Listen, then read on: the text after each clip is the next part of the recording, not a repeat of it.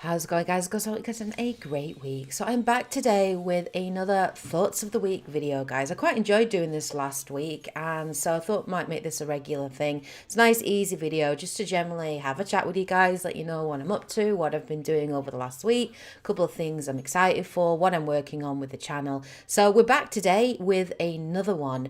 So what have I been doing this past week? Well, I'm feeling a little bit more positive this week than I was last week, which is great. You know, it's really good.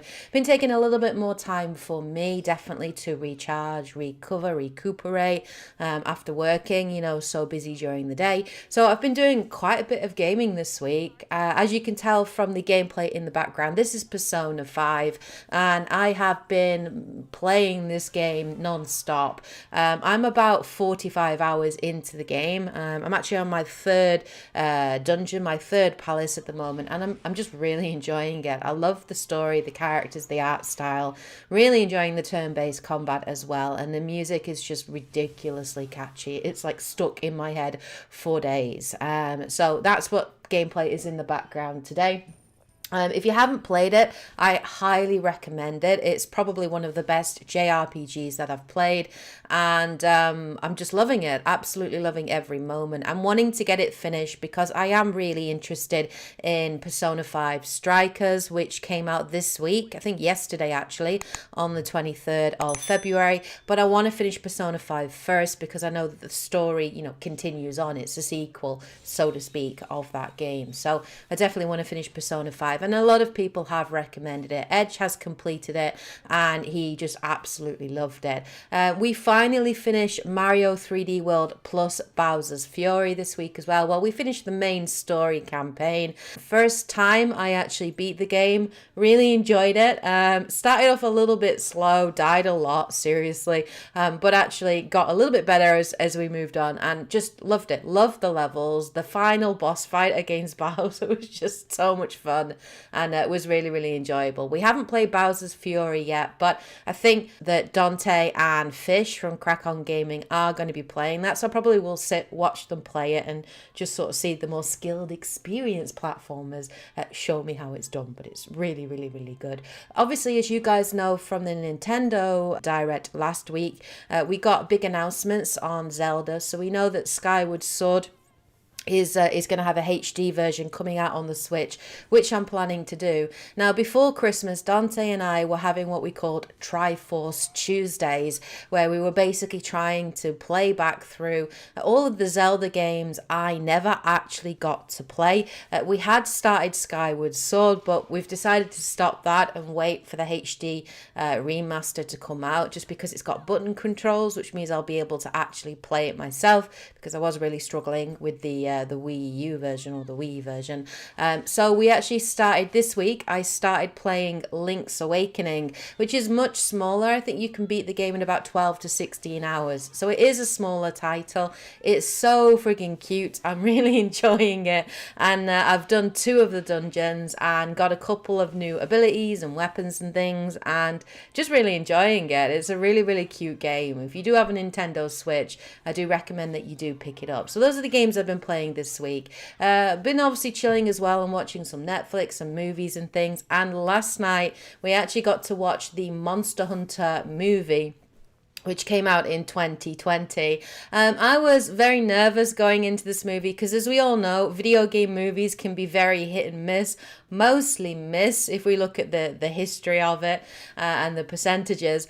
But I'm a big fan of Monster Hunter, as you guys know. I play a lot of Monster Hunter World and Monster Hunter Iceborne. I've put over 350, 400 hours into that game. So, you know, I mean it when I say I'm a big Monster Hunter fan, and I'm really looking forward to Monster Hunter Rise. So I was really curious to see just how good the movie was and how they sort of brought that to life. There were definitely elements of the movie I really enjoyed. I thought they did a great job with Diablos and Rathalos. They looked just amazing. Some of the fights were really cool. there was an awful lot of slow-mo action in there as opposed to emphasize things, but it was still really awesome, and there were definitely cameos from the movies, from the games. So the handlers in there, the serious handler, the admiral. So we did get to see some really cool, and we even got a palico as well, the chef palico, which is really awesome. So Dante and I properly giggled at those moments and really enjoyed them. But it really did feel like the movie only kind of scratched the surface of what Monster Hunter is. I would have preferred them not to go down the route of kind of like an American military group coming across to the world. I get why they've done it, so that they can introduce them, to the language and different things. But I really feel that they didn't kind of showcase as much of Monster Hunter as they could have done. So there are lots of other, monsters that we could have seen. It would have been really cool for them to actually go to one of the villages or the towns, so you actually get to see the armorer and get to see them sort of beating these monsters and then crafting and using them to create weapons and armor, and the whole side of the culture there to sort of maintain that balance in the world. So we didn't get to see that, but certainly the movie was definitely heavily hinting at a sequel. We'll have to see whether or not it does get one, as to how popular or how well the movie did, because obviously it is quite a niche kind of video game franchise, I think, is Monster Hunter, although it has gotten more mainstream. But I enjoyed it. I mean, it's generally it's a popcorn flick. That's what it is. It's just full of action. Don't go in with expectations too high. Just enjoy it for what it is. It could have been better, most definitely, but I did still enjoy the monsters, and I thought the CG was still really well done. And we got to see a couple of the different biomes. So we did get to see like bits of the ancient forest, and obviously, different areas. So it would be cool to see more, but hopefully we'll get that in a sequel. But I still really enjoyed it, and Dante and I did enjoy watching that last night, and we had a good time with it. It was a good time if you don't take it too seriously. So what's been happening with the channel? Well, I've actually been doing a few things on the channel. I've kind of taken a little bit of a step back, just a little bit this week, to try and recharge my batteries and my energy. But I've been doing little bits of things on the side. So I did actually start working on my Mass Effect tips and tricks videos, which I'm planning to do up to the release of the Legendary Edition. I'm going to be doing choose your class, or choosing a class. And I'm actually going to do a tips and tricks video for each of the main classes. So this week I started doing some prep and some research and getting some notes down on the soldier class. I'm basically planning to do a single video per class, where I'll talk about kind of what the class is all about, the perks and weaknesses of that class, weapons that class is skilled in or well known to use, really go well with it, the differences between Mass Effect 1, Mass Effect 2 and Mass Effect 3, and how they changed and evolved the class a little bit, talk about some of the abilities that are really good and how those can combo off of each other, especially when you are looking at sort of primers and detonators in Mass Effect 2, Mass Effect 3.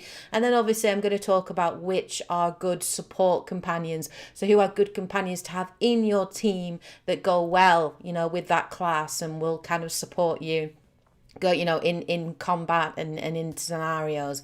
So that's kind of what I'm thinking, and I've been really enjoying doing the research actually.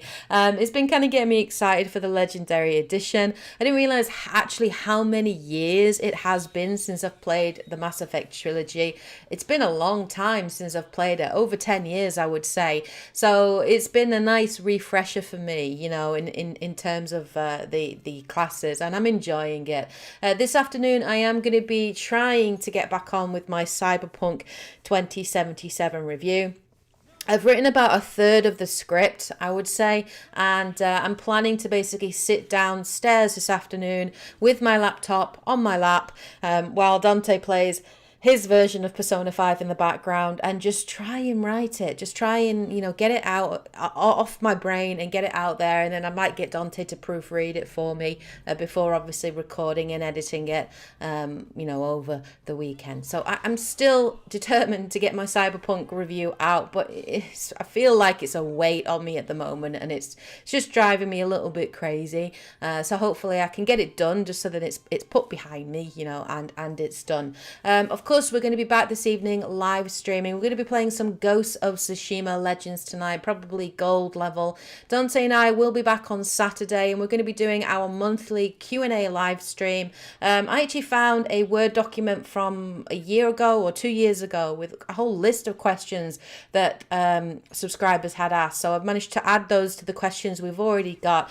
We're aiming to answer about 10 questions on Saturday, and we're going to try and keep the video or the live stream to no more than an hour, so that it's much easier for people to watch after the fact. But I'm really looking forward to them, and there were some really great questions, so I'm looking forward obviously to answering those. For those who may not know as well, my birthday is coming up. It's actually on the 7th of March, so I am actually going to be doing a special birthday giveaway for you guys to enter, so listen out for that. I'm probably going to announce it on the 1st of March. And obviously let you guys enter that competition, and I'll probably will pick a winner on my birthday. There's a couple of other things I'm really excited to check out this week. So on the 25th of February, I think tomorrow, we're actually getting an Outriders demo. So I'm really looking forward to jumping in and checking that out. It's like an online kind of co-op game, I don't know whether it's like a looter shooter or an RPG, but the classes look really fun and I want to check it out because it is a game I'm on the fence about. I'm really not sure whether this game is going to be any good, but I'm wanting to check it out. Obviously, there's been a lot of information on Valheim in the gaming media over the last week or two. That game has massively grown, and I'm very much interested in checking out Valheim, which is like a Viking survival game. Looks really cool. It looks really interesting, but I'm wanting to get a team to play it with. I don't really want to go in by myself and play that game. So I know Edge is set to get a new PC in a couple of weeks. I know that Fish from Crack On Gaming is interested, and Dante may well pick it up as well. So hopefully we can get a team and I can jump in and actually check out Valheim and, see if it's any good.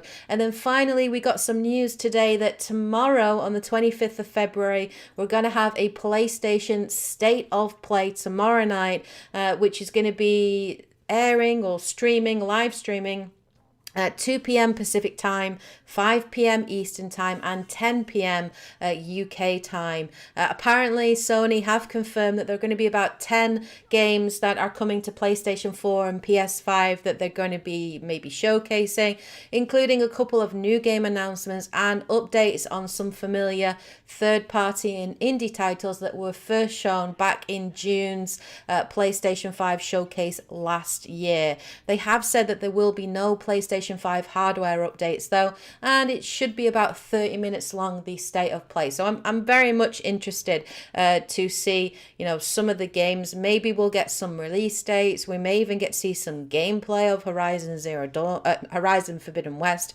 That would be really cool. I don't know if we'll get anything God of War, because I still think that game is a fair ways off personally, but it'd be really cool to see. And I'm just looking forward to seeing more and hearing more. If there is interest, I would be willing to live stream that for you guys tonight at 10 p.m. And obviously react to it and and share our thoughts on it. So let me know if you would be interested in me doing a live stream of the showcase tomorrow night, and I'd be happy to do that on both YouTube and Twitch. Please let me know in the comment section below.